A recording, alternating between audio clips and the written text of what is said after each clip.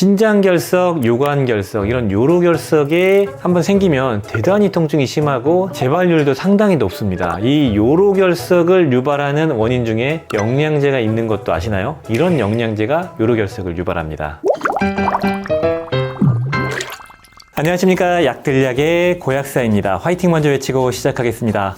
화이팅! 우리나라 사람들 10명 중에 1명 이상은 꼭 걸리고 재발률이 20에서 50%가 된다고 할 정도로 요로결석은 대단히 빈번한 질환인데요. 이 요로결석을 유발하는 영양제를 말씀드리겠습니다. 자, 첫 번째는 바로 칼슘입니다. 그 요로결석의 그 결석이 칼슘과 옥살산이라는 게 붙어서 만들어진 겁니다. 그래서 칼슘이 과잉이 되면 과잉이 될수록 우리 몸에서 요로결석이 생길 확률이 높아지고요. 그리고 칼슘은 또 아이러니하게도 적정량을 섭취 안 하면 요로결석이 생길 수 있습니다. 이게 무슨 말이냐면은 우리 몸에 칼슘이 너무 부족하면은 칼슘 패러독스라고 해가지고 오히려 칼슘이 뼈에서 빠져나와가지고 혈액으로 나와서 소변으로 배출되는 결과가 생깁니다. 우리나라 사람들의 한 70-80%는 칼슘이 부족한 섭취를 하고 있다고 합니다. 보통 100을 먹어야 되면 한 80 정도밖에 못 먹고 있다고 하는데 그 정도를 영양제로 채워주면은 요로결석을 예방할 수가 있어요. 적정량을 채워서 칼슘의 항상성을 유지할 수 있기 때문이죠. 근데 칼슘을 너무나도 많이 먹는 분들, 보통은 문제가 안 되지만 요로결석에 대한 어떤 유전적인 소양이 있거나 요로결석이 자주 발생하시는 분들은 너무나도 많은 양의 칼슘 보충제를 더 먹게 되면은 요로결석이 생길 수 있는 위험도가 높아진다는 것이죠. 그래서 적정량의 칼슘을 섭취하되 너무 걱정하지 마시고, 그러면 칼슘 보충제는 못 먹는 거냐, 얼마나 먹으라는 거냐 이렇게 얘기하실 것 같은데, 그래서 마그네슘을 같이 드셔라, 다른 걸 같이 먹어라 이렇게 말씀드리거든요. 그래서 칼슘만 먹으면 안 되고 칼슘과 함께 마그네슘, 비타민 D3, K2 같은 칼슘의 대사를 돕는 보충제를 함께 먹어야지 요로결석이 예방될 수가 있고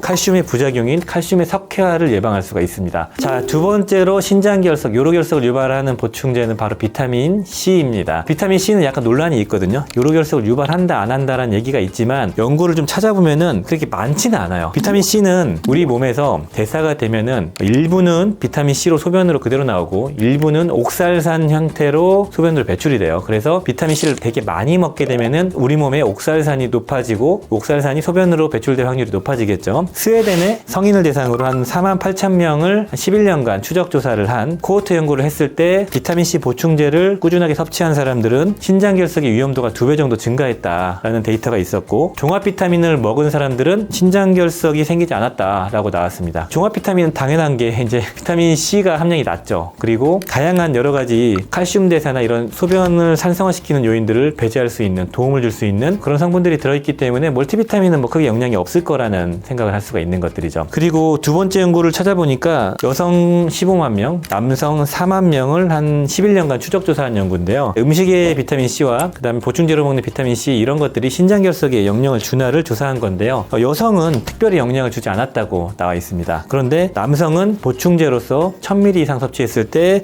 신장결석 위험도가 19% 정도 증가했다라는 데이터가 있었고, 음식은 크게 영향을 주지 않았다라고 합니다. 다만 자료가 이게 다예요. 다른 건 없어요, 별로. 그래서 미국의 국립보건원에서 비타민C의 상한 섭취량, 그러니까 안전한 용량, 최대 용량을 2000ml로 설정해 놓은 거는 2000ml까지는 거의 문제가 되지 않는다, 치명적인 그런 거고요. 우리나라에서 지정한, 식약처에서 지정한 상한 섭취량도 2000ml입니다, 비타민C. 그러니까 비타민C를 2000ml 정도 섭취하는 거는 거의 문제가 없고 뚜렷하게 수긍할 만한 것들이 잘 없어요. 제 개인적인 생각은 신장결석이 잘 생기는 분들, 그리고 기저력이 있는 분들, 그런 분들은 비타민C를 뭐 메가도스를 하지 않으시면 거의 문제 없을 것 같고, 비타민C 보충제를 고용량 1000ml짜리 이런 걸 안 드시는 게 좋을 것 같습니다. 자, 그리고 세 번째는 바로 비타민 D입니다. 비타민 D는 신장 결석을 예방하는 측면이 있어요. 보통 적정량을 섭취하면. 왜냐면은 칼슘의 대사를 도와주는 작용을 하기 때문에. 그런데 아주 간혹 초고용량 섭취했을 때 신장 결석으로 인한 신독성을 보여준 사례들이 있어서 가져와 봤는데, 보통 적정 섭취량은 성인 기준으로 400에서 1000, 많게는 2000, 상한 섭취량은 4000 이하. 4000 이하는 안전한 용량인데요. 문제가 됐던 케이스들은 보통 한 번에 10만 단위, 20만 단위, 그러니까 하루에 섭취할 수 있는 상한량의 25배, 50배를 한 번에 먹었을 때 문제가 된 거기 때문에, 신장결석이 자주 생기시는 분들은 이런 몇만 단위, 고용량 요법 하시는 분들 계시거든요. 그런 건 좀 주의하자. 보통은 적정량은 거의 문제가 안 된다, 이렇게 말씀드리고 싶습니다. 자, 그리고 네 번째로 말씀드릴 거는 바로 강황 파우더입니다. 강황 파우더는 커큐민을 지칭하는 건 아니고요. 일단 그냥 강황 자체를 갈아 넣은 거예요. 농축하거나 거나 뭐 특수하게 뭐 정제한 게 아니고 그냥 가루 자체를 떠서 타먹는 분들이 계시거든요. 그러니까 강황 그 자체가 옥살산염이 많이 들어있어가지고 문제가 될 수 있는 겁니다. 강황은 100g당 한 2000ml 정도의 옥살산이 들어있다고 하는데 수저 한 번에 뭐 3g 정도를 펐을 때 이게 옥살산염이 보통 한 60ml 정도가 들어갑니다. 그럴 때는 보통은 정상인 분들은 문제가 없지만 예민하신 분들, 결석에 기저력이 있는 분들, 뭐 그런 분들은 영향을 받을 수가 있는 것들이죠. 그러면은 야 네가 추천한 테라큐민이나 뭐 메리바 커큐민이나 뭐 BCM95 이런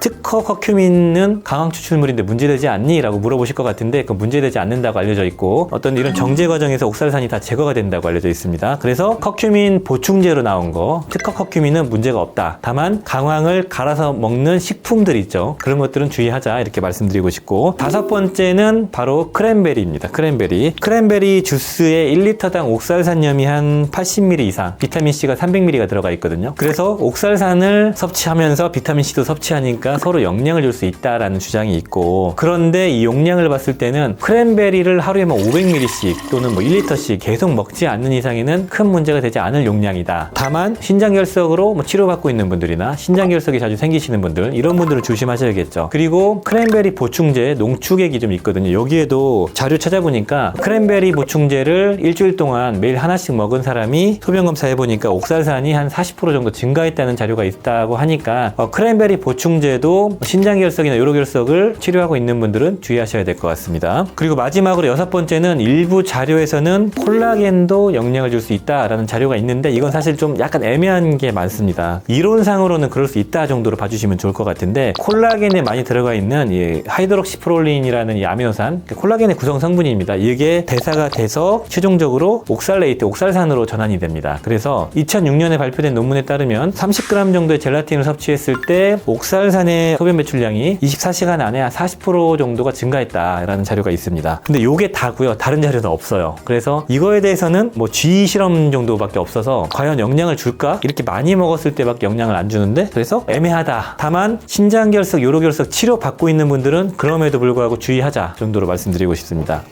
약들약? 이 정도가 다 말씀드린 거고, 여기서는 뒤로 가기 하셔도 됩니다. 신장결석의 원인과 신장결석을 유발하는 음식, 그리고 신장결석을 예방하는 영양제를 빠르게 말씀드릴게요. 신장결석의 원인은 우리 몸의 칼슘 과잉, 칼슘이 결석의 구성 성분이기 때문에 그렇고, 옥살산이 많이 먹었을 때, 소변으로 많이 나왔을 때 그러고, 소변의 산도가 강해졌을 때, 그리고 수분이 부족했을 때, 그럴 때 옥살산이 잘 만들어지고 잘 농축이 됩니다. 그래서 이런 조건들을 피하게 되면은 이런 신장결석, 요로결석을 예방할 수가 있는 거죠. 칼슘을 좀 조절하고 옥살산이 들어가 있는 음식을 줄이고 물을 많이 마시고 우리 체내에 알칼리화를 좀 시켜주면 될 수 있죠. 신장결석의 종류는 칼슘과 옥살산이 결합되어 있는 게 80% 이상, 그 다음에 요산결석, 스트루바이트 결석, 뭐 시스틴 결석 그런 게 있는데 그냥 참고만 하시면 좋을 것 같고, 신장결석의 공통적인 증상은 방광 위쪽, 이 명치 쪽의 뒤쪽 부분, 등 부분이 통증이 심해집니다. 그리고 때렸을 때 되게 울리는 통증이 심해지고 허리를 못 필 정도로 통증이 심해진다. 그리고 구역구토가 심해지고 발열과 혈류가 생길 수가 있습니다. 신장결석을 유발하는 음식은 예전에 말씀드린 것처럼 동물성 단백질, 그러니까 고기들,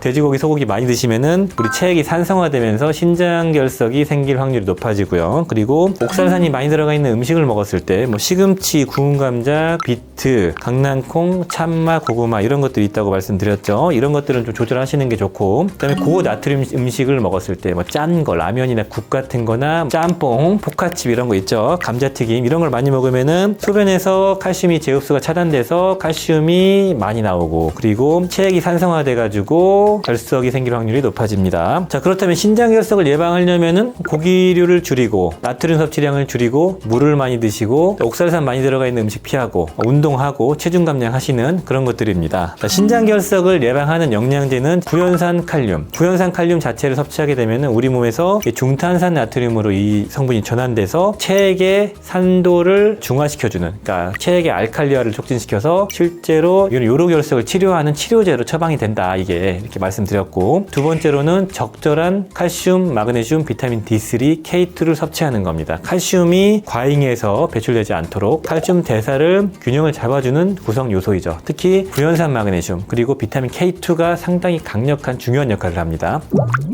오늘 영상은 요로결석, 신장결석을 유발하는 영양제를 정리해봤습니다. 이 영양제들은 어찌됐든 간에 고용량 섭취하거나 또는 예민하게 반응하시는 분, 신장결석을 현재 치료하고 있는 분 제외하면 거의 문제가 되지 않습니다. 다만 그냥 알아두시고 추후에 내가 뭐 특이하게 반응할 수 있는 거니까 대응하시면 좋을 것 같습니다. 자, 오늘 영상이 도움이 되셨다면 좋아요, 구독 부탁드리겠습니다. 감사합니다.